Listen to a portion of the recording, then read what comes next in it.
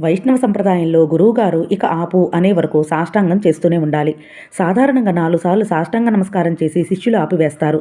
ఒకసారి స్వామివారి శిష్యుడు దర్శనానికి వచ్చి 4 సార్లు సాష్టాంగం చేసి నిల్చుని బాధగా ఇట్లన్నాడు. "పెరియవా, మా అన్నకు ఆరోగ్యం బాలేదు. డాక్టర్ గారు లాభం లేదు అని చెప్పాడు.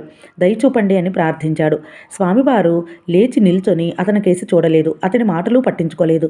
కొద్దిసేపైన తర్వాత ఆ సంత స్వరూపులు గంభీరంగా "సాష్టాంగ నమస్కారాలు చేస్తూనే ఉండు" అని అన్నారు. బిత్తరపోయిన శిష్యుడు సాష్టాంగ నమస్కారాలు చేయటం మొదలుపెట్టాడు. అతనికి చెమటలు పట్టాయి. కీళ్లు పట్టు తప్పి కూలపడిపోయాడు. స్వామివారు "ఇక చాలు, ఇంటికి వెళ్ళి మీ అన్నని కలువు" అన్నారు. ఆ తమ్ముడు హాస్పిటల్కి వెళ్ళి డాక్టర్ని కలిసి తన అన్న గురించి అడిగితే, "మీ అన్న ప్రాణాపాయం నుండి బయటపడ్డాడు" అని అన్నాడు.